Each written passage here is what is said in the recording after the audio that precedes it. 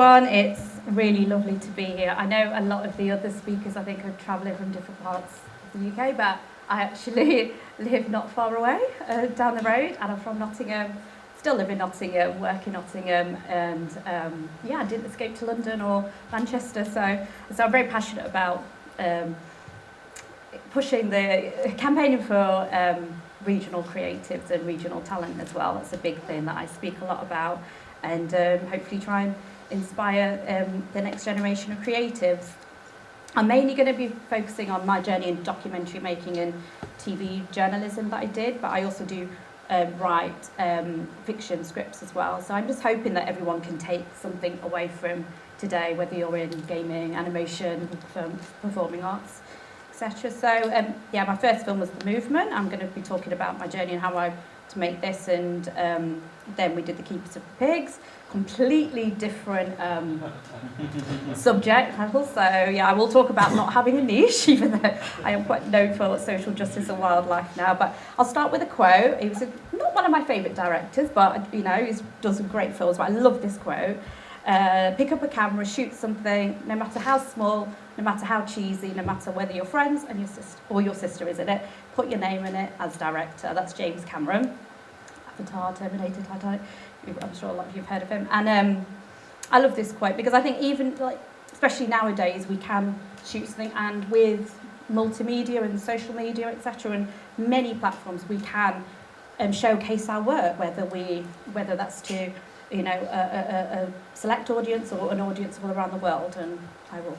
Well, so briefly, I'll be covering a little bit about me, how I became a filmmaker, and it wasn't a linear way. I didn't go and study film. I did a different job and came into it. So hopefully that'll inspire people that you can always do it. I'm going to talk about some of the barriers, as I said, to regional and independent filmmakers. I think that's really important to talk about. How I strive to overcome those barriers, and how I came up with the idea for my documentary. And then there'll be a few practical things in there about preparing to shoot, editing tips, distribution. And I think if you're going to take anything away from my presentation, I will be talking all the time about networking, collaboration and partnerships, and trying to always make sure you're inspired and surround yourself with creative people. And for me, that is how I kind of got to where I was. So just a very tiny bit about me. After completing my my degree a long time ago, I became a refugee caseworker. So I worked with new arrivals that came to the UK.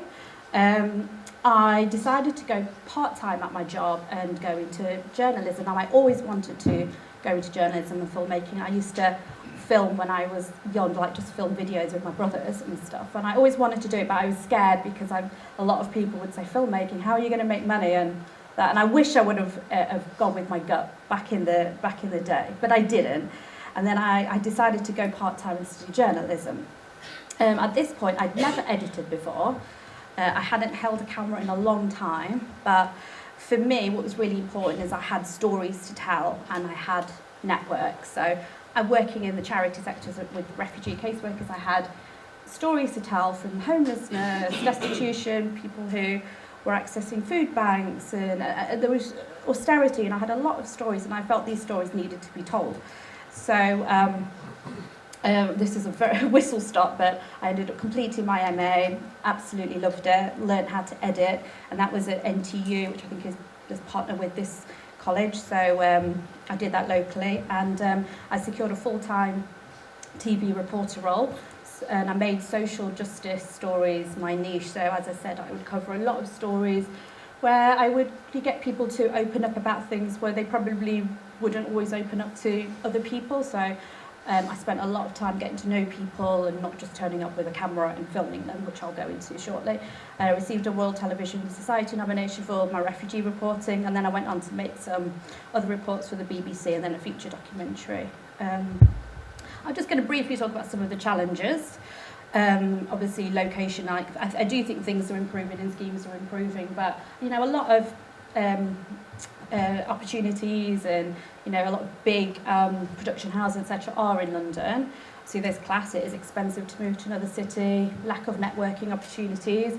though I do feel this is getting better regionally, and that is something I am pushing for. Not having an agent or a producer once you get a little bit more established. And then there's obviously ethnic people from disabled backgrounds, etc., and access to training schemes and equipment. That can be very, very expensive, but at the end I'm going to talk about a few things that might be able to help. I always share this quote of how I overcame some of the barriers. When I was doing my master's at Nottingham Trent, one of our professors said, a good journalist is only as good as their contact book. And I always remembered that. And so you could have people on the course who filmed really well, edited really well, but if you didn't have the content and the stories and the networks, there was nothing really, there was no content. And for me, that always stayed with me. So when I was an up-and-coming journalist, a reporter, I kept a note of every person I met, whether they were another TV reporter, another journalist, or someone I met at a news story.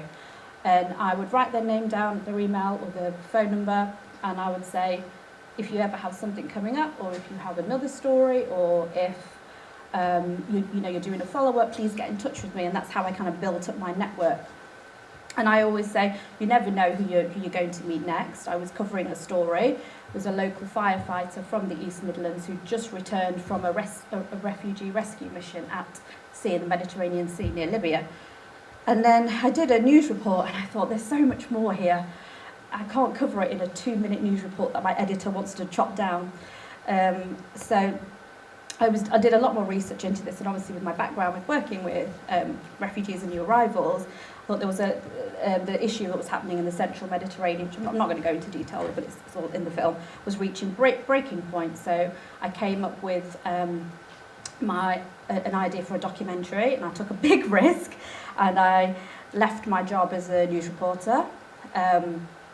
And I decided I wanted to follow everyday people like the firefighter who were giving up their free time, and the firefighter I followed uses all of his annual leave to go on these rescue missions, which I just thought, that's something that I need to follow. So the movement film was born. As I said, I stayed in touch with everyone I meet, and I said, look, if you're not going out to a sea rescue mission, I'd love to film and do a long-form documentary and just see where this goes.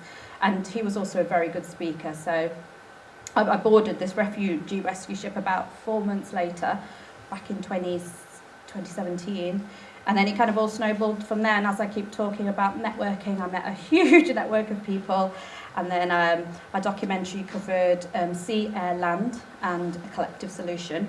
And I'm going to quickly show, there is a bit of a trigger warning in this. Obviously there is sensitive topics in this, and people at sea, but I'm just going to show a clip. So this was my first one, and this did kind of get me out there. So I'm just going to show a clip of it, of all of it, if people want to watch it, of the movement.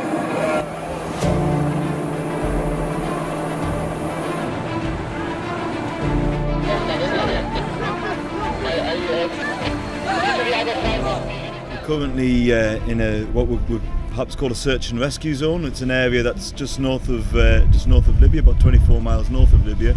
I've been a firefighter for 14 years, and I was also a medic in the British Army. So I knew that if I could be here and somebody was in distress, I could maybe do something about it. We've got 1, 2, 3, 4, 5 in this area, but the police are over there, and generally they won't last the night there. Moving is the only thing that's kept them bloody alive.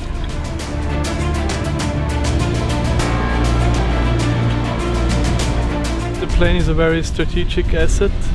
We also see stuff we're maybe not supposed to see.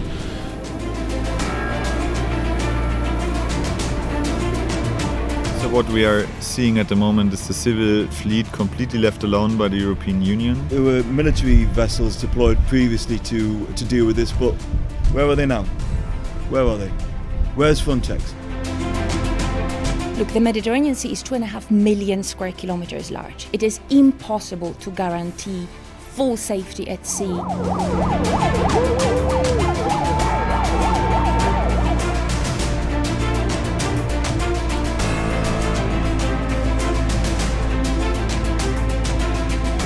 Without the grassroots response, there would have been thousands of more lives lost. I like the football. You know, before they may not even speak to each other in camps and in their environment, they get onto the football pitch, they become friends, they become a family, and then that goes back to the camp, and that's amazing. Kidnappers came and kidnapped me, and they was beating me, and they was recording, they was sending to my family. Anybody can attack you, can sell you, can harm you. If they are ladies, they can be raped. So when I was in Libya, I saw ladies being raped by the smugglers. But the situation in Libya is, I speak to the people on this boat and I've seen their scars and I've seen the way that they cry when they mention it. They want to rape me. You understand? There's guys there that are actively pursuing these children to sell them to prostitution. This is a 24-hour thing, 7 days a week thing. They don't get a break, so we don't get a break. I'll be doing this probably the rest of my life. And this is the tip of the iceberg. I don't think people really understand this. It's the tip of the iceberg, and the situation is going to get worse and worse.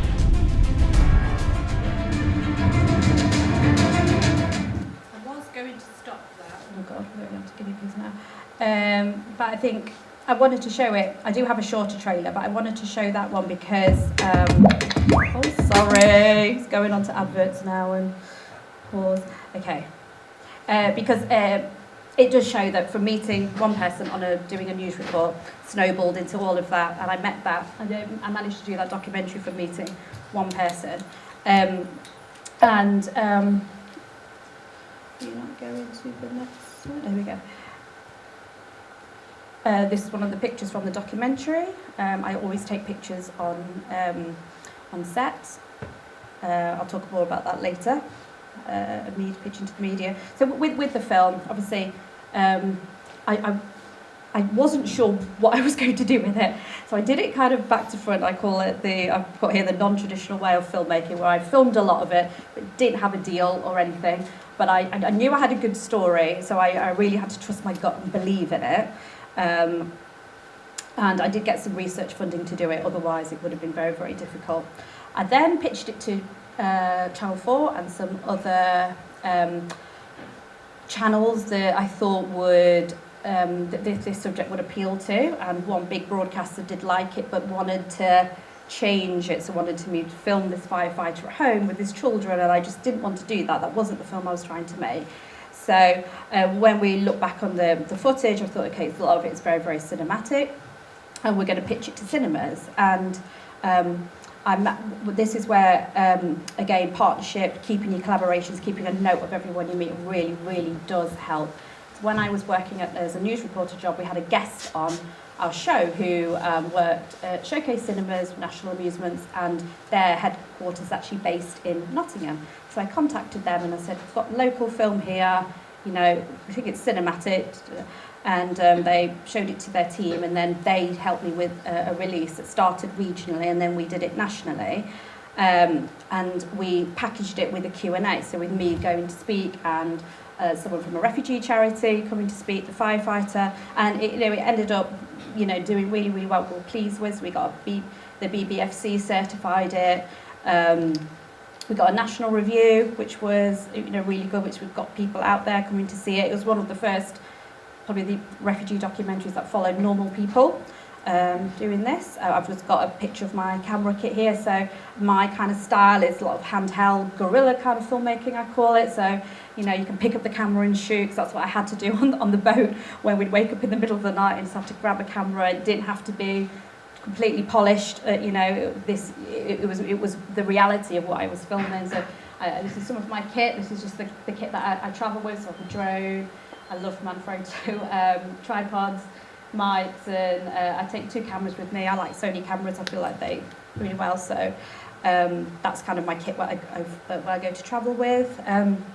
I thought it might help just to talk briefly about, because a lot of people sometimes ask me, how did you get some of these people to talk to you, people who've just been rescued at sea, and back in when I did my news reports, like how did you kind of get homeless people to talk to you when other people struggled? And with me, I would always go out and meet people. I'd spend time with people. I wouldn't just, as I said, turn up and say, can I film you? I'd sometimes get to know people. So back when I was studying like yourselves, and I was doing my Masters in Journalism, I did a documentary about, something quite sensitive. It was about British women who were converting to Islam. And I thought that's really, it's really interesting. But I thought, how am I going to get people to speak to me? So I went along to these groups and just got to know people, and they eventually opened up to me. So always spend your time, if you're passionate about something, always spend your time, getting to know people, and it really, really does pay off in the end. I promise you. A lot of these are prompts for me as well. So editing tips, and this is, this is for anybody or who has got a pitch deck, or you've got an animation show reel. I have got a clip from my show reel that having a pitch deck or a teaser for your film or your documentary is really, really important, and it does open and close doors very quickly. And your trailers, it needs to grab attention. It needs to be a good pace. There are funds out there to assist with this, so I'll put them at the end of this slides, and people can contact me if they need that. I always say get help from friends and colleagues. Like you're so fortunate that you're all, most of you I think are studying together, or you have creative partnerships and collaborations. And the person who did the music for the Movement and The Keepers of the Pigs, my other film and my next film that I'm filming now, was produced by somebody who is a composer in Nottingham, and someone passed his details on to me, and now he does all of my composing because he's absolutely brilliant. So always get help from friends as well. For me, this was the hard part, as I said, getting your film out there. Is it going to be TV, cinema, video on demand? And I made a list of people to contact, and I put 30 minutes aside every day to contact people. And I still even do this now with getting other interviewees on board, getting people to be interested in the film I'm doing now. I always put 30 minutes aside to put some emails, and I've got a pitch email to show you shortly in a minute. But as again, I keep going on about networking, attending film festivals, cinema clubs, your local BFI regional hub as well, and just events like this. It's so important because filmmaking and always staying inspired, it's a collaboration. And I want to talk about a little bit about so I took the hybrid distribution method, and Dispossession Film, I won't show because we're looking for time, I won't show the website, but Dispossession Film is a really great example of hybrid distribution where you can play cinemas and get your film on demand. But even if you do make a film and you're not too sure, or a short report or a short animation, and there are avenues now to put your film out there. So a lot of what Dispossession Film and other films did is they made like Facebook and social media groups. They got a big audience. They were showing teasers and BTS, and they were getting people interested. So when the film was out there, people would go on, for example, Vimeo on demand and buy the film. And that's what I'm trying to do now with my second film and my third film, because they're quite viral subjects. I'm putting it out and trying to get an audience growing. I'm not great with social media, but I'm trying. So there are always ways now. We're a lot luckier than before. There are ways now to really, get our content seen, whether you want to, make money from it, or whether it's something that you do as a hobby or a side to another job, And there's an Amazon Visio Direct as well, independent filmmakers. There's a lot of tick boxes there, but you can also upload your films there. So with the Movement hybrid distribution, so this is just the Watershed Cinema in Bristol, and then we did Showcase Cinemas, and as I said, then we went on to Amazon Prime, where it's still there now. A little bit about my second film, and maybe we'll share a little clip if we've got time. I don't know how I'm doing for time, of something a bit cuter and fluffier. So my second film, so as you just saw, the movement there was quite distressing to film. I filmed and edited that all myself, and there was a lot, when I was editing it, there was it was a lot to take in. There was a lot of very distressing stories, women and children as well, which was like really did stay with me for a long time. So a lot of people who know me know my other niche is wildlife and animals. I'm a huge animal lover, love nature, love wildlife. And again, partnerships, networking. When I was a TV reporter, they said once, who wants to go and film at a guinea pig rescue? So everyone wanted, because everyone wanted the and finally story, which was the story at the end. So it was to do something nice, like dogs, cats, you know, it's always a nice story. So obviously I put up my hand and they were like, hey Sharon, you go to this guinea pig rescue in Nottingham. And I filmed with this great, she's also called Sharon, and she has all these guinea pigs. She was inundated, a lot was going on, and I thought, again, great stories. Anyone ever done anything on guinea pigs? I've had guinea pigs since I was a child. So again, wrote her name down.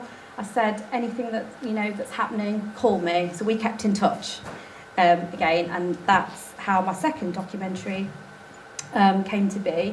So I did a bit of research, contacted the RSPCA, the Blue Cross, and then I found out guinea pigs were from Peru, and then I contacted the government in Peru, and they invited me to film the annual Guinea Pig Festival. And so, as I said, I had one film under my belt, so it's a little bit easier then to kind of secure distribution.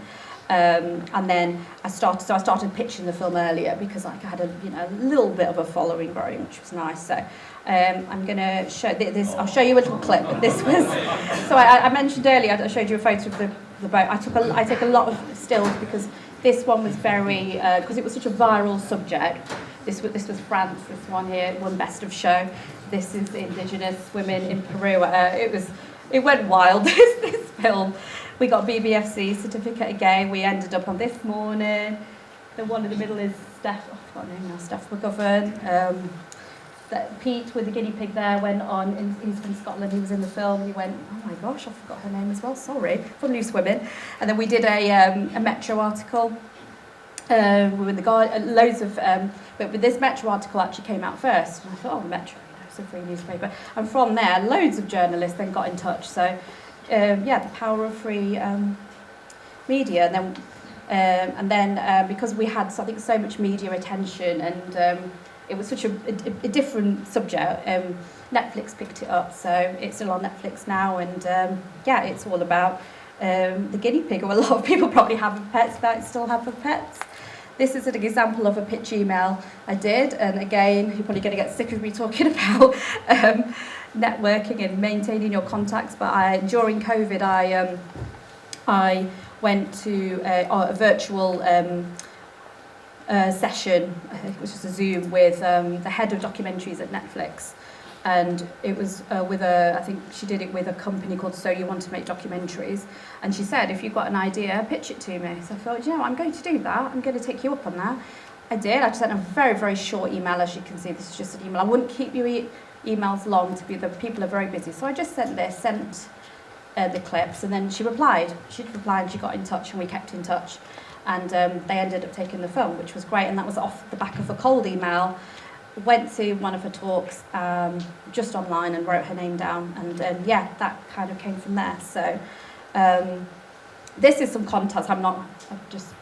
A lot of people sometimes say, what who can I contact? How can what help is there out there? And there is lots of help. If anybody wants this or wants some of my contacts, then please feel free to contact me later. There's a lot of other regional hubs, the BFI Academy. There's Kickstart, which helps people. I think there's an age limit for 25, I think, so I can't access that now. But you can get camera gear and equipment, BAFTA schemes, BBC Writers' Room. There's a film and TV charity. So a lot of these happen now. But I've accessed some of these myself. Tips for, I think everyone can take something from this. I know I have focused a lot on reporting and documentary making, but I always say remain focused, and if you love what you do, and obviously it's been great having my films that have got out there, but I've had a lot of rejections, and they are really horrible when you get them, but they do serve a purpose. And I thought, and one thing that I will quickly talk about rejection is when I was making the guinea pig film, which I will show you a quick trailer of in a second to end it with. someone said to me, I was filming during COVID, I had to start. Ben, who's here, is part of one of the technicians here, filmed with me. I'll talk about that shortly as well. That was another creative collaboration when Ben, emailed me and came to now still films with me. This person, I had a Zoom with a distributor, big distributor, at the start, and I had a short trailer, and they said, "Oh, I love your characters. I think this is really, really good, but I think it's too niche. I don't think people are going to pick it up." And I was really, really disappointed, and I was really gutted. I was like, "Oh, I've done this filming, and it was COVID, and we couldn't film anymore, so I was a bit stuck." And I was like, "Do I stop now or do I go?" And I had Peru lined up, but because Peru was on the red list for COVID, I couldn't go. And I was like, "Should I just not go to Peru and listen to what she said and pick another topic?" And then I was looking over my footage. I was like, "No, I'm going to really. I wouldn't have started filming if I didn't feel there was something here." So I stuck at it, and I did. So I turned that rejection into no. Let's show this person, and and it helped me, and I finished the film. So if you do get rejected, and you will get rejections, it's what you do with it that really does matter. So don't give up. Sounds cheesy. I love this quote from Robert Altman, and filmmaking is a chance to live many lifetimes. I think that's why I love filmmaking and telling stories, because you watch these characters and it's like living through so many different people. And like, if you like writing, read scripts and write. If you like filming, go out and film. If you like doing animation, do it. You don't have to do it every day, but do it a few times a week. Like it's so important to remain inspired and keep that creative kind of buzz, and you can feel it here today, which is really, really nice. And the more you do, the more you'll get better at it. And there's lots of free resources, and then once you become more established, people will contact you. And again, network as much as possible. There's some media articles there, but I look for them. And then just off the back of my first film, I do talks with BFI. I'm a full BAFTA member, and I was a BAFTA judge for last year's Film Awards, and which was a great experience, and that's my contact details if anybody wants them. I will show a clip of one of the films here to end it with, and then there's quite a few trailers, so I think we'll show this one. It was a short.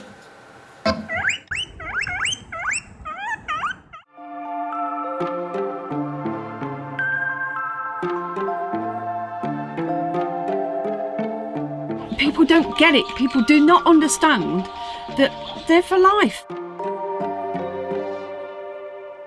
How much of your time goes into running this rescue?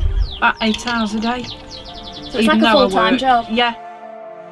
We had a group of 15 from a hoarding home. There were more than 15 in the home. We're going to do it in stages. The floor of the house itself was just straw.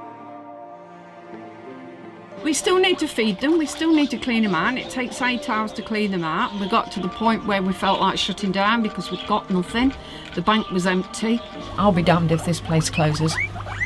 Not if I can help it, it won't. This is one of the giant guinea pigs from Peru, imported into Europe. To find out more about the guinea pig, it also involves going to Peru.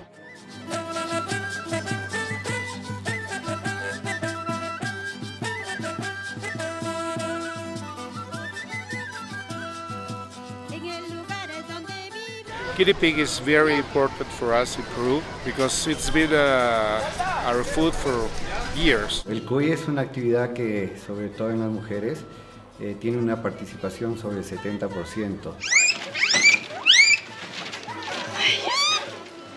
Nosotros estamos vendiendo un promedio de 200 cuyes semanales entre todos, ¿no? Eso es para carne.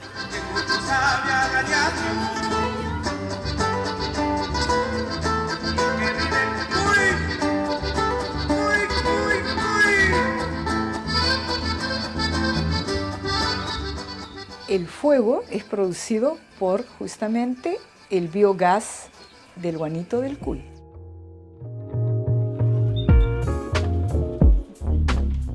I went through a divorce, quite a painful time of life, and normally someone might turn to drinking, they might turn to drugs. I turned to guinea pigs. Both the guys at work and my ex-rugby friends can't believe it. But then when I tell them how far I've travelled, all the trophies I've won, when I never hardly won a trophy in rugby, they're rather jealous. This place means the world to me. I'm determined to save it.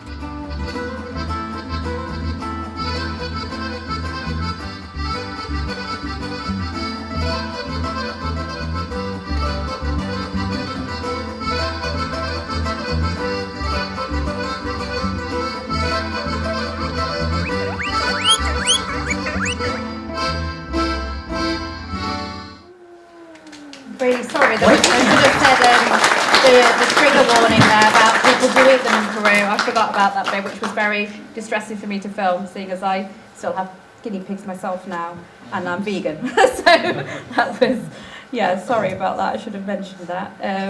I do have lots of other clips, but I think have we reached time? Have we reached the time limit? It's about 11:15 at the minute. So are you about done? Maybe questions? Yeah. I thought I don't know if I've spoken too long or if I have. Is there a little bit more that you've got yet? Or? Yeah, definitely. Yeah. I mean, I was talking. Where is it?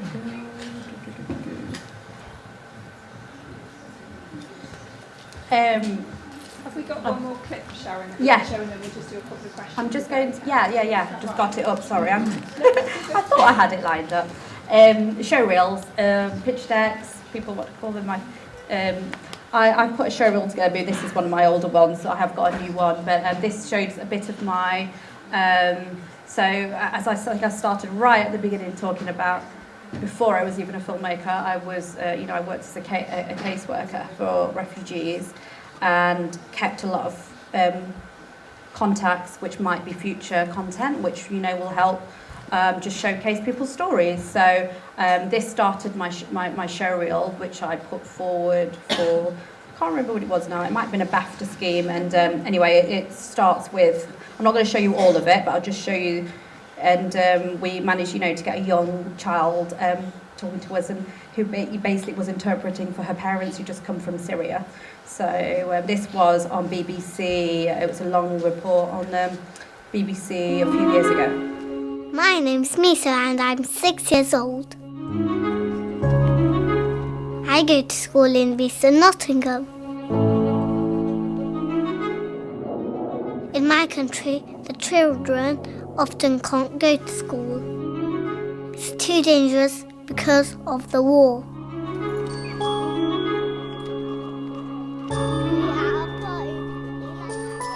These are my friends. This is Gabriella, this is Layla, and this is Erica. Hello! Buenos dias, Misa. Buenos dias, Miss Daniel. I like to teach my friends about my country. Where do you come from, Misa? I come from Syria. So, Misa comes from Syria. I've put a post-it note on where it is, and we're going to pass the globe around so that we can all see where it is. Life is very difficult in Syria. My mum and my dad had to leave. My name is Nisreen. I am from Syria. My name is Muhammad Hamad, and I am from Syria. I have been here 2 years. My daughter is Miso. It's really hot, and it's not like the houses are not stuck together. When we left, I was only a baby. I went because the building starts to fall. أنا شفت والله شغلات يعني ما بتصور الواحد إنه الإنسان يكون آمن بلحظة واحدة صاروخ، بلحظة واحدة قذيفة، بلحظة طيارة، يعني بشغلات كنا آمنين يعني بلحظات صرنا مشردين يعني.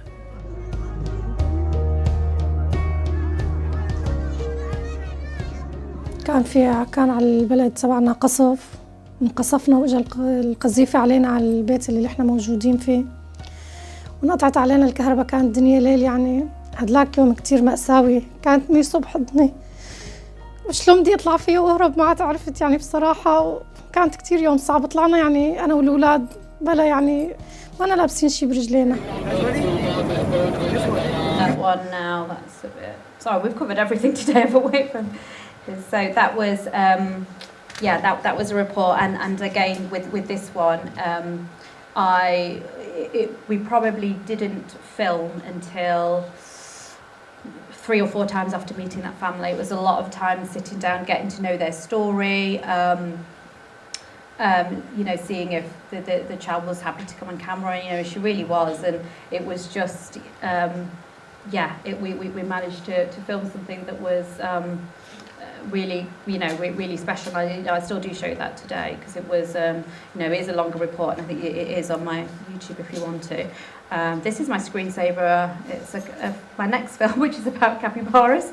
I don't think we've got time to show a clip from that, but it's all on my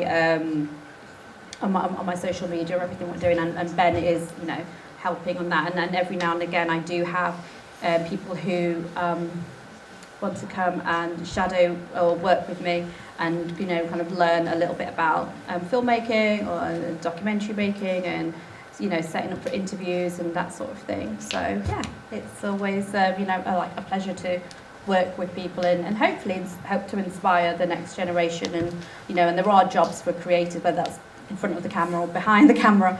There are a lot of jobs out there. So yeah. Thank you so much, Sharon. That's amazing.